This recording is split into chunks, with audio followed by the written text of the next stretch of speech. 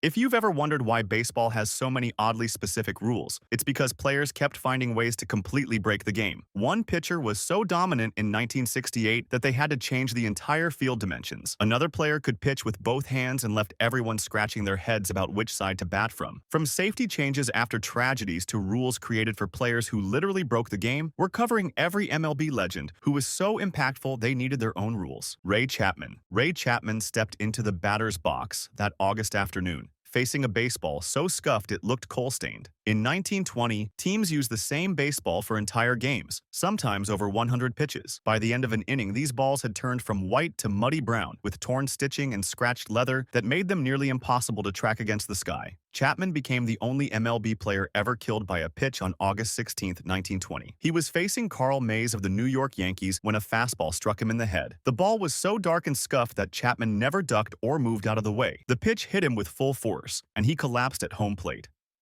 Chapman died the next morning from a fractured skull, becoming baseball's most tragic victim of its own careless rules. MLB had been letting pitchers do whatever they wanted to baseballs during games. Spitting on them was common practice. Pitchers would rub dirt and tobacco juice all over the ball to make it move in unpredictable ways. They scratched the surface with their fingernails and belt buckles. Some even used sandpaper hidden in their gloves. All of this was perfectly legal, and umpires rarely replaced balls unless they were completely falling apart. The result was that hitters faced baseballs that were nearly invisible weapons. Chapman's death forced MLB to face the obvious truth they had been ignoring for years. Players were getting hurt because they couldn't see what was being thrown at them. It took a fatality for MLB to treat visibility as safety, not just aesthetics. Something had to change immediately, or baseball might face even more tragic deaths. The league moved quickly to implement new safety rules. Umpires were required to replace dirty balls throughout games instead of using the same one for hours. The spitball was outlawed completely, though existing spitball pitchers got a grandfather clause that let them keep throwing their signature pitch until they retired. Most foreign substances were banned, which meant no more deliberate scuffing or tobacco juice doctoring. These changes came fast because MLB couldn't afford another player dying from something as basic as a dirty baseball. Chapman's death changed how every ball looked and every umpire managed a game. But Chapman's story was about a tragedy that forced obvious safety changes. Sometimes the most confusing rule changes happen when players push the boundaries of what anyone thought was even possible. Pat Venditte. Pat Venditte arrived in professional baseball with gloves on both hands and the ability to pitch effectively with either arm. He didn't just throw with his right hand or his left hand. He threw with both arms at speeds that could get professional hitters out. This created a chess match that left everyone completely confused about the basic rules of baseball. Venditte could pitch effectively with both arms, which sounds cool until you realize nobody had written rules for this situation. He wore a specially constructed ambidextrous glove that worked on either hand, switching it back and forth depending on which arm he wanted to use. Batters would step into the box not knowing if they were about to face a right-handed pitcher or a left-handed pitcher. This matters because hitters prepare differently for each type of pitcher. The real chaos happened in 2008 during a minor league game between the Staten Island Yankees and Brooklyn Cyclones. Pat faced switch hitter Ralph Enriquez, and both players kept switching sides in an endless loop. The batter would switch to get an advantage, so Pat would switch arms, then the batter would switch again, and Pat would switch back. Umpires had no rule to reference because nobody had ever thought a pitcher might be able to throw with both arms at a professional level. The standoff continued until umpires basically made up a rule on the spot to end the madness and get the game moving again. They decided that the pitcher had to declare which hand he would use first, and then the batter could choose which side of the plate to stand on. This wasn't an official rule from MLB. It was just something the umpires created to solve an impossible situation. MLB realized they needed an actual rule before this situation happened in the big leagues and created even more confusion on national television. The league implemented the Venditte rule, officially codified as Rule 5.07F, requiring ambidextrous pitchers to declare which hand they'll use before each at-bat and stick with it throughout that at-bat unless an injury occurs. The rule prevents the endless switching that could theoretically turn a single plate appearance into a 20-minute staring contest between pitcher and batter. Baseball hates ambiguity, so it turns improvisation into inked rules. But sometimes the problem isn't confusion about the rules. Sometimes one player becomes so dominant that the entire structure of the game needs to change. Bob Gibson. Bob Gibson turned 1968 into a nightmare for hitters across baseball. Gibson posted a 1.12 ERA that season, while the entire American League hit just .23 as a group. This created what became known as the Year of the Pitcher. To put this into perspective, Gibson's ERA was so low that it made the best hitters in baseball look like they had never held a bat before. Gibson wasn't just good during this season. He was historically dominant from a pitcher's mound that stood 15 inches high and gave him a massive advantage over every batter he faced. The elevated mound made his fastball appear to rise as it approached home plate. His slider looked like it was dropping off a table. Hitters were completely overmatched by the combination of Gibson's skill and the physical advantage the high mound provided. Offense across baseball had become so terrible that fans were getting bored watching strikeout after strikeout, with almost no scoring. Games turned into pitcher showcases where hitting became nearly impossible. Home runs became rare events that fans celebrated like they had just witnessed something magical. Base hits were so uncommon that singles looked like major accomplishments. Gibson's dominance highlighted how the high mound and large strike zone had tilted the game too far in favor of pitchers. The strike zone extended from the batter's shoulders down to their knees, giving pitchers a huge target area to work with. Combined with the 15-inch mound, pitchers had every possible advantage while hitters struggled to make any contact at all. The game had become completely unbalanced. MLB realized they had to act when the entire sport was becoming unwatchable due to lack of offense and action. Television ratings were dropping because fans wanted to see hitting and scoring, not endless strikeouts and 1-0 games. The league understood that baseball needed offensive excitement to maintain fan interest and keep growing as a sport. The league made dramatic changes for the 1969 season, lowering the mound from 15 inches to 10 inches and shrinking the strike zone. They literally changed the geography of baseball because one pitcher had proven the current setup was broken. The mound reduction took away the steep downward angle that had made pitches so difficult to hit. The smaller strike zone gave hitters a better chance to work counts and find pitches they could actually hit. Gibson wasn't cheating. He was just too good, and MLB changed the mound to rebalance the game. The mound height remains at 10 inches today, a permanent reminder of the season when Bob Gibson nearly broke baseball by being too dominant at his job. But Gibson's story shows what happens when someone masters the existing rules too well. Sometimes the biggest changes come from people who didn't just play by the rules, but actually created them in the first place. Doc Adams. Daniel Adams took on the challenge of bringing order to baseball's chaos. Before Adams, baseball fields were apparently just suggestions, and games could last however long players felt like playing. Different teams played by different rules, with base paths ranging from 75 feet to 100 feet, depending on what each team preferred. The bound rule allowed fielders to get outs by catching balls on one bounce, making defense too easy and removing the skill needed for spectacular plays. Adams helped organize the 1857 convention in New York that established the 90-foot base paths, 9-inning games, and standardized field dimensions we still use today. Representatives from 16 different baseball clubs came together to hammer out the rules that would turn baseball from a collection of similar games into one unified sport. They spent hours debating every detail, from the exact distance between bases to how many strikes should equal an out. He also pushed to eliminate the bound rule, which allowed fielders to get outs by catching balls on one bounce instead of requiring them to catch balls in the air. Adams argued that requiring catches to be made before the ball hit the ground would make the game more exciting and showcase athletic ability better. This change transformed fly balls into highlights and made defense into theater. Without Adams's work, baseball might have remained a collection of different games played by different rules in different cities. His influence extended beyond rules to the actual geometry of the sport, creating the diamond shape and distances that define baseball. The 90-foot base paths he helped establish turned out to be perfect for creating close plays and exciting action. This distance gives fast runners a chance to beat out ground balls while still allowing fielders to make the play if they execute properly. Adams helped define the placement of positions like shortstop and establish the framework that made consistent competition possible. Every time you see a close play at first base, you're watching the result of Adams' work to create the perfect distance between bases. He made baseball make sense by setting the game's geometry in stone. Adams didn't throw a no-hitter.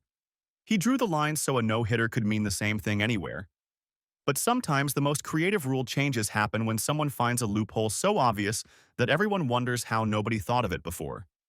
Eddie Gaedel. Bill Veeck found the perfect loophole when he secretly signed 3'7" Eddie Gaedel to pinch hit for the St. Louis Browns on August 19, 1951. Gaedel was a professional entertainer, not a baseball player, but his contract was completely legitimate. He wore jersey number 1/8 and stepped into the batter's box against the Detroit Tigers with a strike zone the size of a shoebox. The opposing pitcher, Bob Kane, had to basically roll the ball to have any chance of getting it through Gaedel's microscopic strike zone. For a normal batter, the strike zone runs from the knees to the chest. For Gaedel, it was maybe 8 inches tall and just as wide. Every pitch sailed over his head or bounced in the dirt because there was no way to throw a ball through that tiny window.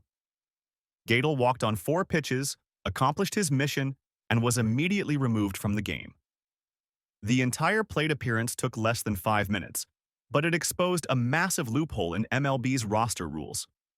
The league realized their contract approval process was so loose that teams could theoretically sign anyone and put them in a game just to create chaos. MLB moved incredibly fast to prevent future gimmicks like this one. Within 24 hours, they implemented stricter contract approval protocols and roster registration requirements. Teams now had to submit roster moves in advance and get clearance from the commissioner's office before putting players in games. The league created bureaucratic barriers to make sure no one could pull another stunt like Gaedel's. The rule changes weren't about height restrictions. They were about establishing order and control over player transactions.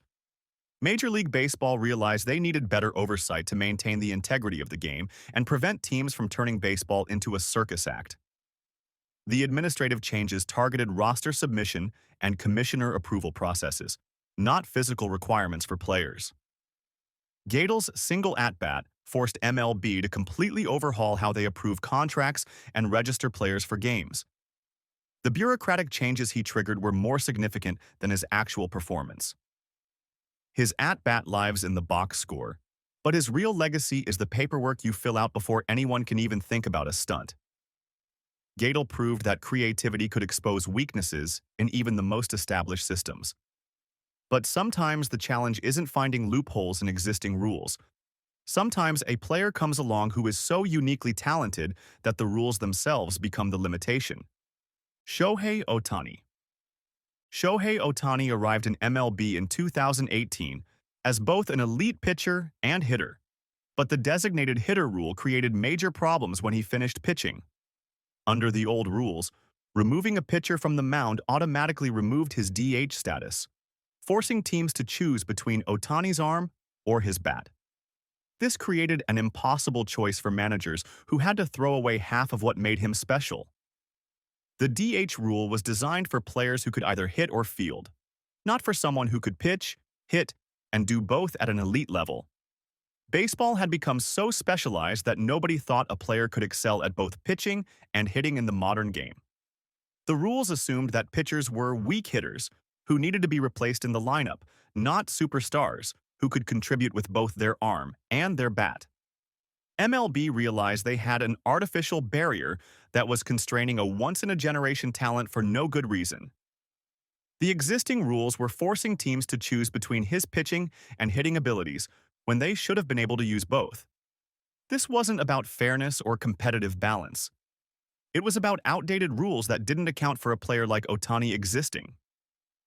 The league implemented the Ohtani rule in 2022, allowing starting pitchers who also bat to remain as the DH after they finish pitching.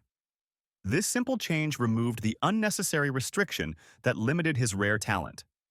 Now, Ohtani could pitch 6 innings, leave the mound, and continue hitting for the rest of the game without forcing his team to make an impossible choice. This wasn't about bending rules for a star player. It was about removing a structural issue that only Ohtani had exposed in modern MLB. The old rule created artificial barriers that made baseball less entertaining and forced teams into strategic decisions that hurt the quality of the game. Logic was finally catching up to talent. Ohtani was so uniquely talented that MLB had to create an entirely new category of player just to accommodate his abilities. The Ohtani rule ensures that any future two-way player won't be forced into that same impossible choice between pitching and hitting excellence. Now, any future two-way player won't be forced into that same Hobson's choice. But while MLB moved quickly to accommodate Ohtani's rare talents, the league doesn't always act so fast when problems become obvious. Sometimes they see an issue developing and decide to wait years before doing anything about it. Johnny Damon. Johnny Damon's famous double steal in Game 4 of the 2009 World Series perfectly showed why extreme defensive positioning would eventually become a major problem for baseball. In the top of the ninth inning with the score tied, Damon singled and stole second base against the Philadelphia Phillies. But he didn't stop running. Damon immediately took off for third base because he noticed the Phillies had shifted their infielders heavily to the right side, leaving the entire left side completely empty. He stole third base without a throw because there was literally nobody there to stop him. The play demonstrated that defensive innovation would eventually be met with offensive counter-strategies that exploited the weaknesses. Smart players like Damon could study these extreme shifts and find ways to take advantage of them. Teams were creating their own problems by overcommitting to stopping one type of offensive attack while leaving themselves open to others. Damon's play in 2009 foreshadowed a problem that MLB didn't address until its 2023 shift restrictions. The league watched as defensive positioning became more extreme every season.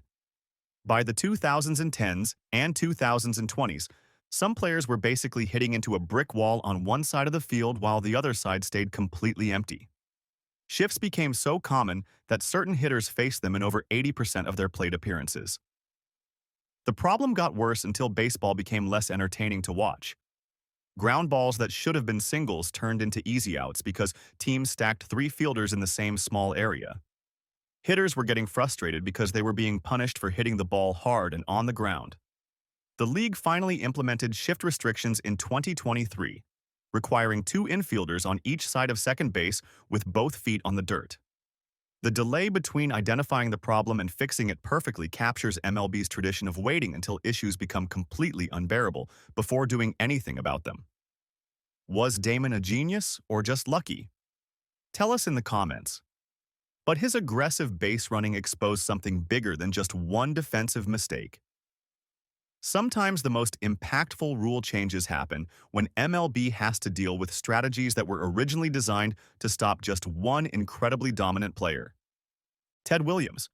Ted Williams was such a dominant hitter that Cleveland Indians manager Lou Boudreau created an entirely new defensive strategy just to stop him. In 1946, Boudreau positioned 7 fielders on the right side of the field against the Boston Red Sox legend, effectively daring Williams to hit to the opposite field. This wasn't just a minor adjustment. It was a complete transformation of traditional defensive alignment that became known as the Williams shift. The Williams shift worked as a specific strategy against Williams, but it became a blueprint that eventually spread to counter dozens of other hitters decades later. Boudreau moved his infielders to the right side of the diamond, often positioning them in shallow right field. What started as a novelty designed for one legendary hitter evolved into a systematic approach that fundamentally changed defensive positioning across baseball. The Williams shift became the template for defending against all pull-hitting left-handed batters. Teams adopted and refined the concept, using it against more and more players as the years went on. A tactic born to stop Williams turned into a league-wide weapon until MLB limited it in 2023. By the 2010s and 2020s, shifts had become so common that some hitters faced them in over 80% of their plate appearances. Ground balls were easily converted into outs because teams stacked fielders in the same areas where hitters naturally hit the ball. The widespread adoption of the shift led to a decline in offensive statistics and a reduction in the entertainment value of the game. Traditional hits became less frequent. The shift changed the game's dynamic so much that fans started getting bored, watching routine ground balls turn into easy outs. MLB realized that what worked against Ted Williams had become a monster that was hurting the overall quality of the game. The 2023 shift ban essentially outlawed the defensive strategy that was created specifically to stop Williams 75 years earlier. The new rule required two infielders on each side of second base with both feet on the dirt. This change aimed to restore balance between hitting and fielding while making games more dynamic and exciting for fans to watch.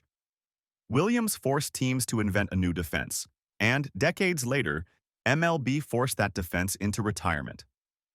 But sometimes the most meaningful rule changes happen not because of what players do on the field, but because of what they do off it.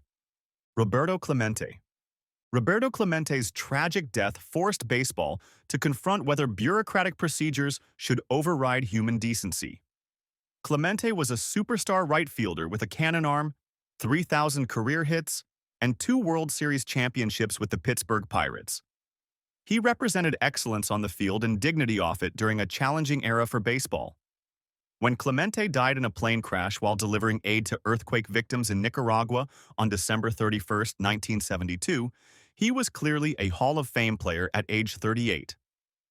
The crash happened shortly after takeoff, and there were no survivors. This devastating event sent shockwaves through the baseball world, because everyone knew they had lost not just a great player, but a great human being who died trying to help others. The Hall of Fame had a strict 5-year waiting period after retirement before players could be inducted. This rule existed to let careers be properly evaluated and to prevent emotional decisions right after players retired.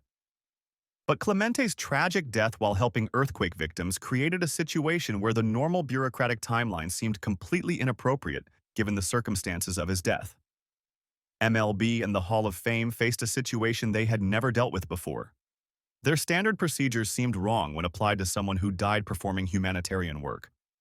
Clemente's combination of incredible career achievements and his heroic final act created enormous pressure to bypass the normal waiting period. The baseball community felt that making people wait 5 years to honor someone who died helping others would be disrespectful. The Hall of Fame waived the usual 5-year waiting period and unanimously elected Clemente in 1973, just months after his death. This decision wasn't made lightly. It required changing established procedures and creating new precedent for how the Hall of Fame would handle similar situations in the future. Every voter agreed that Clemente deserved immediate recognition. This precedent established that the Hall of Fame process can be expedited under extraordinary circumstances, with Clemente's case setting the modern standard for such decisions. The decision wasn't just about baseball achievements. It was about honoring a player whose character matched his on-field greatness. The precedent is rarely used because nobody wants it to be necessary. Tragedy forced a procedural change so a humanitarian legend wouldn't have to wait for recognition. But not all rule changes come from such noble circumstances. Sometimes teams get so creative with finding advantages that the league has to step in and tell everyone to stop being ridiculous. The Rule 5 draft exploiters and backstop coaches. Teams found ways to turn well-intentioned systems into strategic playgrounds through pure creativity. The Rule 5 draft was supposed to help overlooked players get a chance to play in the major leagues. Teams with full rosters would leave talented players stuck in the minor leagues with no path to the big leagues. The draft allowed other teams to select these forgotten players and give them opportunities they wouldn't get otherwise. Teams started using complex trades and player-to-be-named-later clauses to essentially hide players and manipulate the draft system. The player-to-be-named-later clause became a key tool that teams used to get around signing deadlines and contract announcements. Teams were using these complex deals to draft players and then trade them back to their original organization through complicated arrangements. This allowed teams to keep control of players without actually putting them on their 26-man roster, which was the whole point of the Rule 5 draft in the first place. A perfect example happened in 2011, when the Pittsburgh Pirates drafted Garrett Cole first overall but couldn't immediately sign him. They delayed the contract announcement until after the signing deadline and used a player-to-be-named-later clause to work around the rules.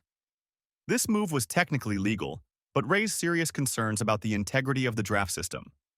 MLB tightened Rule 5 restrictions, requiring players to be under contract before trades and eliminating player-to-be-named-later loopholes in the draft. These changes closed the manipulation gaps that allowed teams to circumvent the draft's intended purpose of giving overlooked players genuine opportunities. Meanwhile, base coaches were creating their own problems by crowding near the backstop and interfering with plays. In the early days of baseball, coaching boxes were basically suggestions that nobody really followed. Coaches would wander around the field and get involved in plays in ways that had nothing to do with actual coaching. George Smith was one early offender who frequently crowded the action and pushed the boundaries of what coaches should be doing during games. Coaches started hovering near runners, trying to distract pitchers, and even attempting to block throws near the backstop. This behavior created unfair advantages and disrupted games by turning coaches into extra fielders instead of instructors. MLB mandated that base coaches must remain in designated coaching boxes while the ball is in play, with stepping out risking interference calls. These rule changes kept coaches focused on coaching instead of crowding the field and physically influencing plays. When teams find loopholes, rules close them sometimes painfully fast. But closing loopholes is different from fixing fundamental problems that everyone can see developing for years. Modern rule changes that fixed everything. The 2000s brought a flood of rule changes addressing pace of play, foreign substances, extra innings, equipment, spending, and replay review. Each rule change tackled problems that had been obvious for years but required the game to become nearly unwatchable before action was taken. These fixes mostly improved pace and fairness without perfecting the game, but they proved that simple solutions had been available all along. The pitch clock cut game times by 30 minutes, proving that the pace problem could have been solved anytime MLB wanted to act. The rule mandated that pitchers throw within 15 seconds with bases empty and 20 seconds with runners on base, while requiring batters to be ready in the box.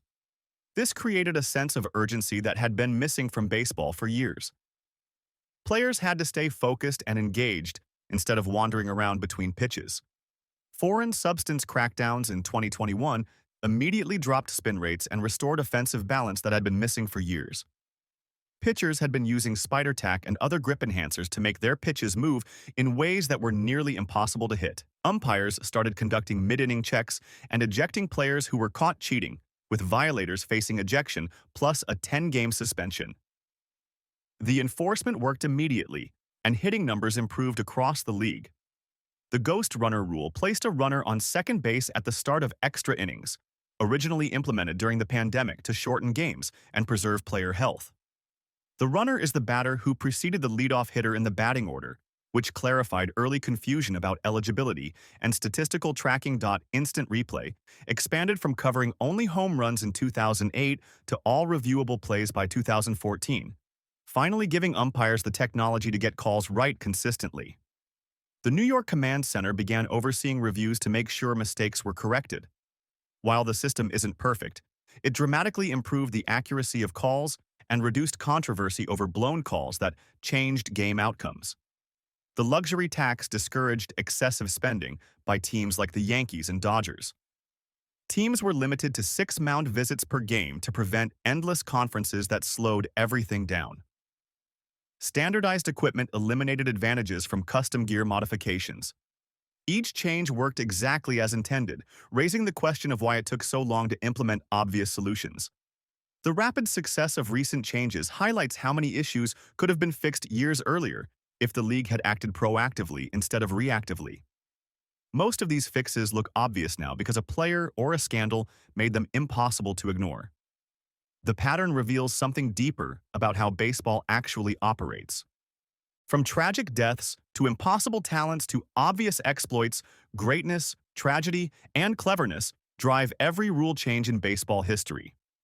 MLB's greatest tradition isn't the 7th inning stretch or Cracker Jacks. It's waiting decades to fix obvious problems, then claiming they're revolutionary innovations that will save the sport. The next time you watch a game with a pitch clock, clean baseballs, and properly positioned fielders, remember that each rule exists because someone was either too good, too creative, or too unfortunate for the game to handle. Which one of these players deserve their own rule? Vote in the comments and tell us why. If you like stories where one player rewrites the rulebook, Subscribe for more baseball history that shows how individual legends shaped the game we watch today.